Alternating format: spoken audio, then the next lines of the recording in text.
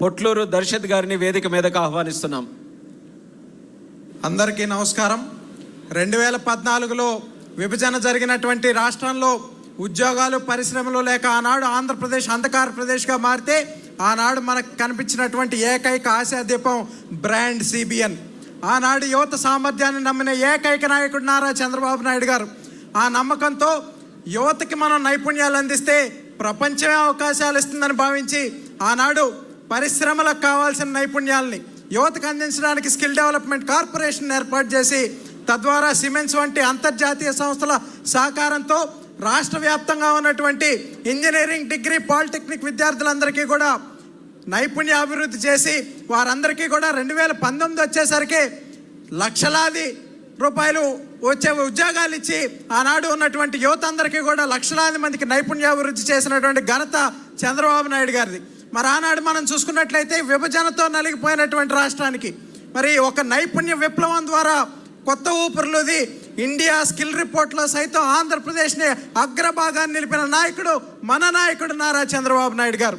అదేవిధంగా 2019లో మనం చూస్తే ప్రతీకారేచ్ఛతో రగిలిపోయినటువంటి నాటి పాలనలో యువత పడినటువంటి ఇబ్బంది, నైపుణ్యాభివృద్ధి కేంద్రాలన్నీ కూడా నిర్వీర్యమైపోయాయి.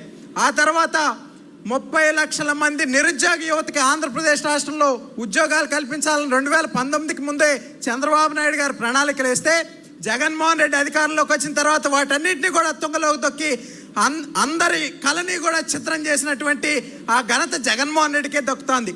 తన పాలనలో 2400 మంది యువత ఆత్మహత్యలు చేసుకున్నారు ఉద్యోగాలు లేకంటే.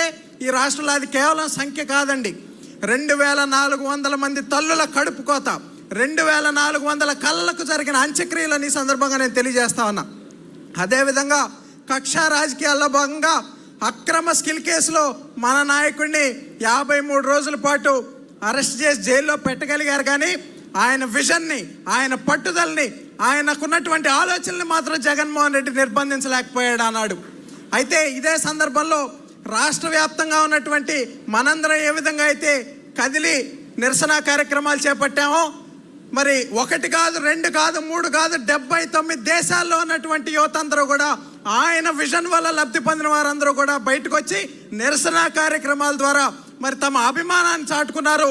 దానికి మనందరం కూడా ప్రత్యక్ష సాక్షులం అయ్యాం.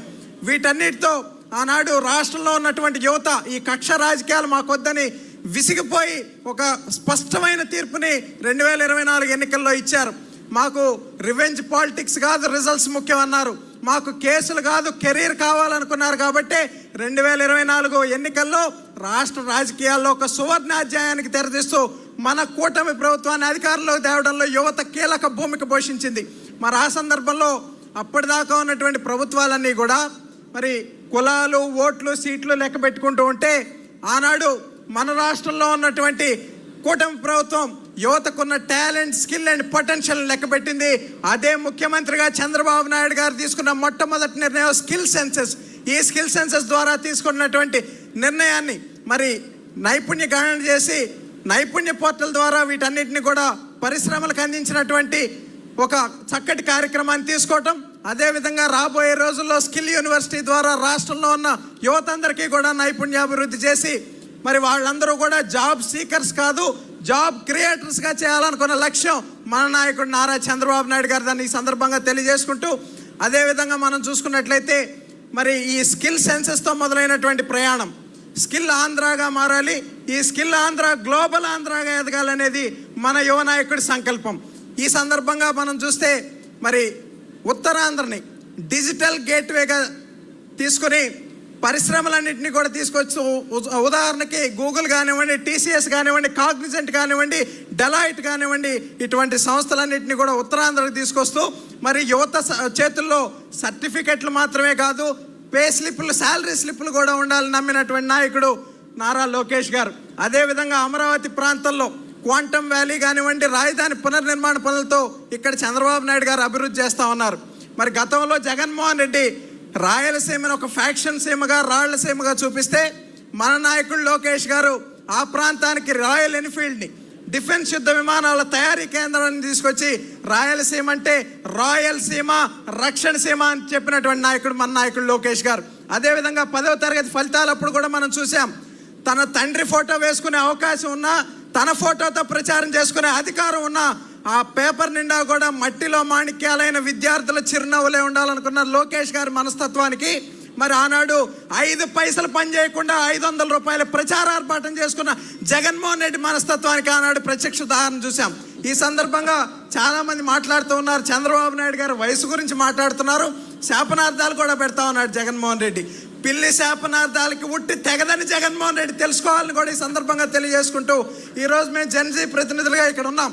కానీ ఆలోచనలో చంద్రబాబు నాయుడు గారు జెన్జీ, మరి నాయకత్వ శైలిలో లోకేష్ గారు జెన్జీ అని కూడా ఈ సందర్భంగా తెలియజేసుకుంటూ ఆఖరిగా నేను ఒక్క విషయం తెలియజేయదలుచుకున్నాను. చాలామంది నేడు రెడ్ బుక్ గురించి మాట్లాడుతూ మరి ధర్మాధర్మాల గురించి మాట్లాడే స్థాయికి వచ్చారు. అయితే కురుక్షేత్ర సమయంలో మరి కర్ణుడికి తన చావు దగ్గరికి వచ్చినప్పుడు ధర్మం గురించి మాట్లాడితే శ్రీకృష్ణుడు మాట చెప్తాడు. కౌరవ సభలో పాండవులను అవమానించినప్పుడు, ద్రౌపదీదేవిని వివస్త్రణ చేసినప్పుడు, అర్జునుడిని అవహేళన చేసినప్పుడు గుర్తురాని ధర్మం నువ్వు ఈరోజు నీకు గుర్తొచ్చినప్పుడు నిన్ను కాపాడే ధర్మం కాదు, నువ్వు పాటిస్తే కాపాడే ధర్మం అంటాడు. ఆంధ్రప్రదేశ్లో 151 మంది కౌరవ సభలో చంద్రబాబు నాయుడు గారిని బాధ పెట్టినప్పుడు గుర్తురాని ధర్మం, భువనమ్మను అవమానించినప్పుడు గుర్తురాని ధర్మం, లోకేష్ అన్నను అవహేళన చేసినప్పుడు గుర్తురాని ధర్మం నేడు గుర్తొచ్చిందంటే ఎవడి కర్మకి వాడే బాధ్యుడని ఆనాడు భగవంతుడైన శ్రీకృష్ణుడు చెప్పాడు. ఈరోజు ప్రజాస్వామ్యబద్ధంగా దాన్ని లోకేష్ అన్న అమలు చేస్తాడని ఈ సందర్భంగా తెలియజేసుకుంటూ అందరికీ ధన్యవాదాలు. జోహార్ ఎన్టీఆర్, జై తెలుగుదేశం. చాలా అద్భుతంగా మాట్లాడాడు మన పొట్లూరు దర్శత్. మహాభారతం నుంచి జెన్జీ వరకు ఏ చాప్టర్ను కూడా వదలకుండా ప్రస్తుతం ఉన్నటువంటి రాజకీయాలకి అద్దం పెట్టే విధంగా చాలా చక్కగా వర్ణిస్తూ ఈరోజు ప్రస్తుత రాజకీయ పరిస్థితుల్ని, జెన్జీ తాలూకా ఆలోచనల్ని ఈరోజు స్పష్టంగా మహానాడు వేదిక ద్వారా